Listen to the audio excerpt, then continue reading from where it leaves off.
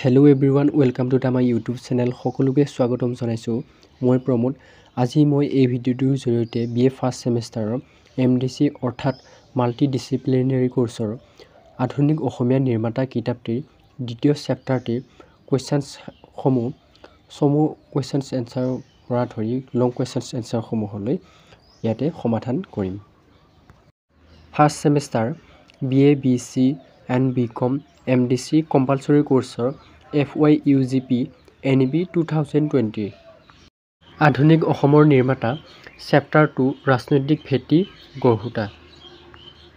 ব'লা আমি এতিয়া ভিডিঅ'টো আৰম্ভ কৰোঁ। ভিডিঅ'টো আৰম্ভ কৰাৰ আগতে তোমালোকে যোনসকলে নতুনকৈ ভিডিঅ'টো চাই আছা চেনেলটো ছাবস্ক্ৰাইব কৰি লোৱা আৰু তোমালোকৰ বন্ধু বান্ধৱীক যিমান পাৰা ভিডিঅ'টো শ্বেয়াৰ কৰি দিয়া।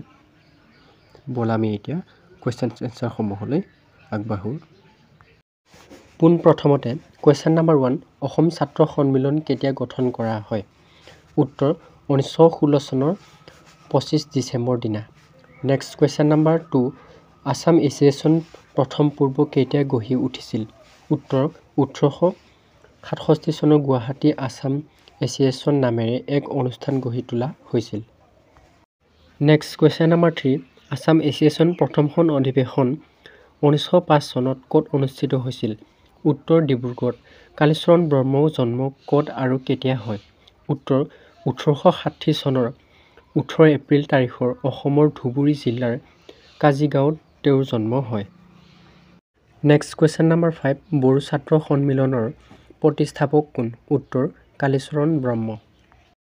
নেক্সট কুৱেশ্যন নম্বৰ 6 অসম ছাত্ৰ সন্মিলনৰ মূল লক্ষ্য আৰু উদ্দেশ্য কি আছিল? উত্তৰ অসম ছাত্ৰ সন্মিলনৰ মূল লক্ষ্য আৰু উদ্দেশ্য আছিল অসমীয়া ছাত্ৰসকলৰ সকলো ধৰণৰ উন্নয়নমূলক কামৰ সহায়ক হোৱা, বিশেষকৈ সৃজনীমূলক সাহিত্য কাম-কাজ আৰু বৌদ্ধিক তথা মানসিক, নৈতিক আৰু শাৰীৰিক উৎকৃষ্ট সদনত ইন্ধন যোগোৱাটো। সাংবিধানিক চৰ্ত মৰ্মে এই সংগঠনক কোনো ধৰণৰ ৰাজনৈতিক মতাদৰ্শ প্ৰচাৰ কৰা আৰু কাম-কাজৰ সৈতে জড়িত হোৱা অৱকাশ নাথাকিব। লগতে অসমীয়া ভাষা, অভিধান, ব্যাকৰণ আৰু গঠন আৰু কোনো ধৰণৰ ধৰ্মীয় বিতৰ্ক সংগঠনে অংশগ্ৰহণ নকৰিব।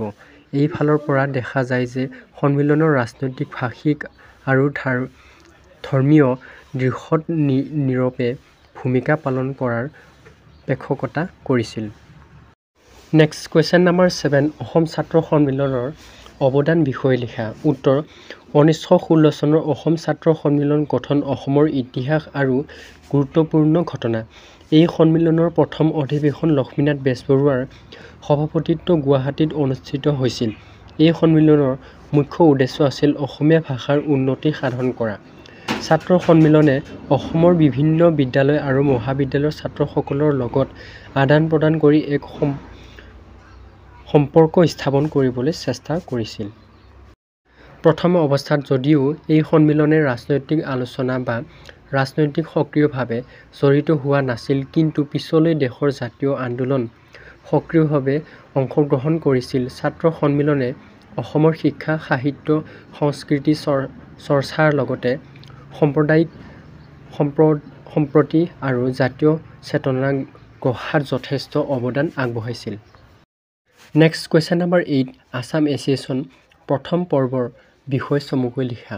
উত্তৰ 1867 চনৰ গুৱাহাটী আছাম এছ'চিয়েশ্যন নামে এক অনুষ্ঠান গঢ়ি তোলা হৈছিল।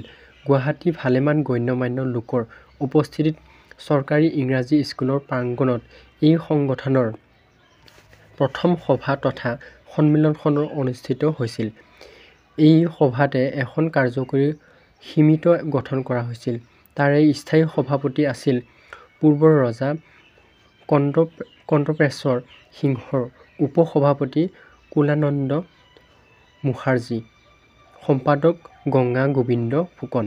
এই সংগঠনৰ কাম-কাজ সম্পৰ্কে বৰ বিশেষ একো জনা নাযায়। ইয়াৰ দ্বিতীয় সন্মিলন 1880 চনত শিৱসাগৰত ডাঙৰীয়া দীননাথ বেজবৰুৱাৰ সভাপতিত্বত অনুষ্ঠিত হৈছিল। তেতিয়া তাৰ পৰা সম্পাদক আছিল পৰমানন্দ ভৰালী।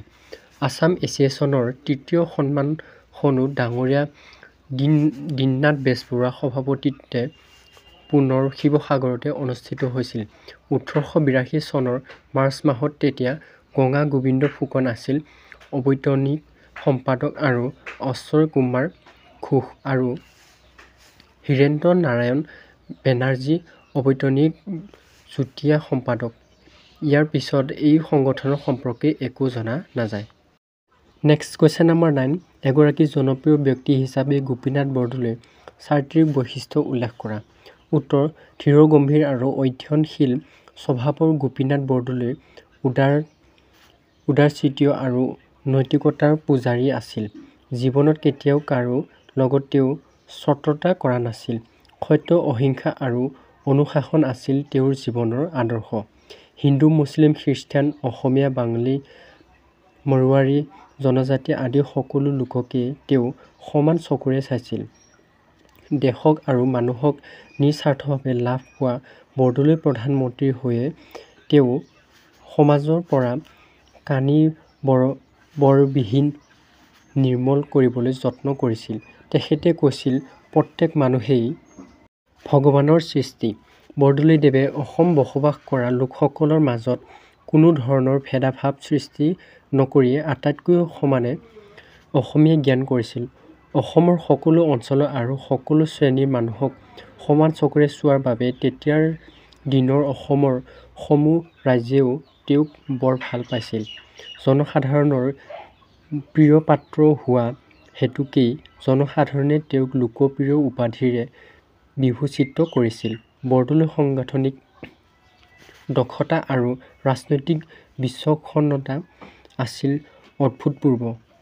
প্ৰশাসনিক কাম-কাজত সকলোৰে সমাদৰ লাভ কৰিবলৈ যেনেকৈ সক্ষম হৈছিল, তেনেদৰে তেওঁৰ ৰাজনৈতিক বিচক্ষণতা আৰু দূৰদৰ্শিতাৰ প্ৰমাণ পোৱা গৈছিল ব্ৰিটিছ কেবিনেট মিছনৰ প্ৰস্তাৱ সময়ত।